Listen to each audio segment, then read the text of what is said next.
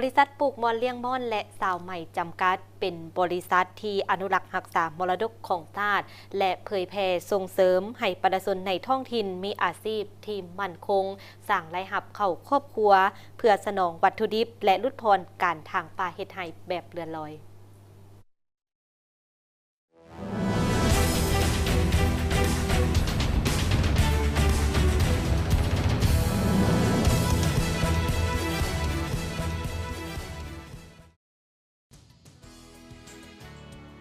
ท่านนางสมประสงค์จันทวงศ์ที่ปรึกษาฝ่ายการตลาดได้ให้ฮู้ว่า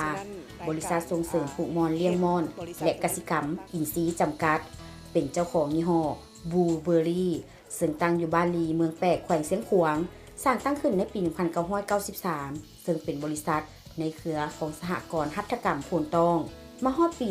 2022 ได้เปลี่ยนชื่อเป็นบริษัทส่งเสริมปลูกมอนเลี้ยงมอนและกสิกรรมอินทรีย์จำกัดเพื่อให้แทนเหมาะกับการปฏิบัติเวียกงานตัวจริงของบริษัทได้พัฒนาสินค้าที่มีคุณภาพออกรับใช้สังคมภายในและต่างประเทศผลิตภัณฑ์ผ้าไหมมอนไหมปนฝ้ายผลิตภัณฑ์หลายชนิดจากต้นมอนและตัวมอนเครื่องสำอางและเครื่องใช้ในครัวเรือนจัดฝึกอบรมสร้างอาชีพให้สาวสร้างหัตถกรรมสาวกสิกรรมได้หลายๆพันคนและพร้อมกันประกอบส่วนช่วยเหลือสังคมตลอดมาเฮ็ดให้พวกเฮาได้รับการย่องยอสมเสยจากบรรดาภาคส่วนต่างๆและได้รับรางวัลอันสูงเกียรติจากทั้งภายในและต่างประเทศจำนวนหนึ่งบริษัทได้สร้างตั้งขึ้นเพื่อปกปักรักษาฟื้นฟูการปลูกมอนเลี้ยงมอนเพื่อผลิตเส้นไหมซึ่งเป็นมูลมรดกที่บรรพบุรุษส่งสืบทอดมาหลายชั่วคนให้อยู่เคียงคู่ชาติลาวเป็นการสมยู่ส่งเสริมประชาชนในท้องถิ่นต่างๆเข้ามาศึกษาเรียนรู้เทคนิคในการปลูกมอนเลี้ยงมอนจนถึงการตำสิ่งอย่างถูกวิธีเฮ็ดให้ประชาชนในแขวงเสียงขวางและแขวงใกล้เคียงสามารถเอาไปเป็นอาชีพสร้างรายรับให้ครอบครัวโดยเฉพาะแม่นหญิงลาวเพื่อสนองวัตถุดิบเส้นไหมสร้างเวียกเฮ็ดงานทำให้ประชาชนมีรายได้ลดพรการทางป่าเฮ็ดให้แบบเรือนลอยเป้าหมายของบริษัทของเฮาเนาะก็คือ1คือการรักษามูลเสื้อการปลูกมอนเลี้ยงมอนสาวใหม่อยู่ใน2แขวงภาคเหนือเพราะว่านี่เป็นมูลเสื้อของไทยเหนืออันของเฮาฉะนั้นในการ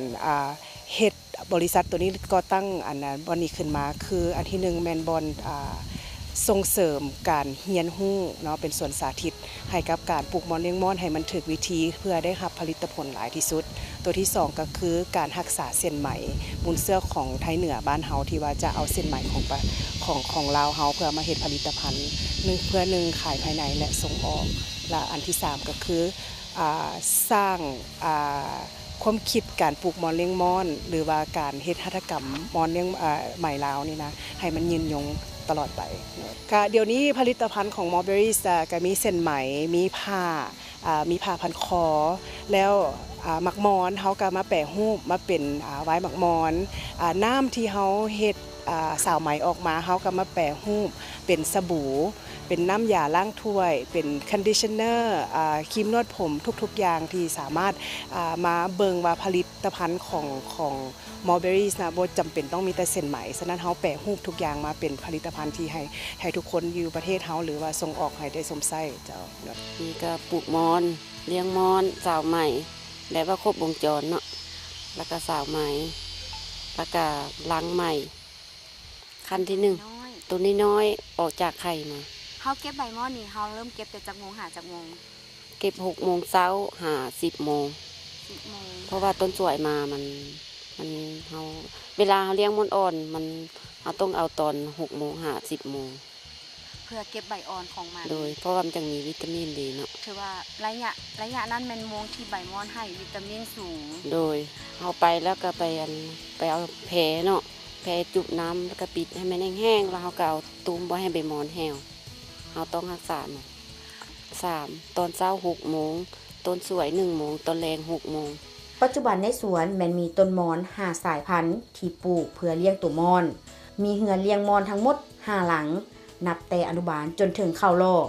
ได้จัดส่งตัวมอนที่แข็งแรงให้บรรดาประชาชนอ้อมข้างเมืองและบ้านในแขวงเสียงขวางเพื่อนำไปเพาะเลี้ยงทางบริษัทยังมีนโยบายในการสนับสนุนผู้ที่มีความสนใจและต้องการเลี้ยงมอนโดยการอนุบาลมอนที่แข็งแรงและส่งให้เลี้ยงเพื่อผลิตเส้นไหม หรือเมื่อม่อนเข้าโลกแล้วนำมาขายให้แก่บริษัทได้คืนอีกนอกจากนั้นยังได้ขยายปลูกมอนเลี้ยงมอนไปเมืองทาทุมแขวงไซสมบูรณ์และได้สร้างตั้งสาขาอยู่ที่นั่นสร้างสวนมอนและศูนย์เพาะกล้าต้นมอนเพื่อแจกจ่ายแนวพันธุ์ให้สมาชิกได้ขยายศูนย์เพาะพันธุ์ต้นมอนที่นครหลวงเวียงจันทร์ควบคู่กับการส่งเสริมให้ประชาชนปลูกต้นมอนและปลูกไม้อุตสาหกรรมบ้านโพนหายคำและบ้านงมเมืองไซธานีโดยได้รับการร่วมมือกับมูลนิธิเมแบงเพื่อส่งเสริมการผลิตด้านการปลูกมอนเลี้ยงมอนควบคู่กับการตำหูกทอไหมและได้รับถึงสร้างห้านค้าและศูนย์สาธิตเรียนรู้ด้านการปลูกมอนเลี้ยงมอนสาวไหมตำหูและกสิกรรมอินทรีย์แห่งนี้นอกจากนั้นบริษัทยังเปิดกว้างให้บรรดาผู้ที่สนใจมาศึกษาทัศนศึกษาและเรียนรู้เข้ามาสอบถามและศึกษาได้โดยบ่เสียค่าเพราะทางบริษัทอยากให้ทุกคนได้มาเรียนรู้และสืบทอดภูมิปัญญาให้ไปสู่รุ่นต่อๆไป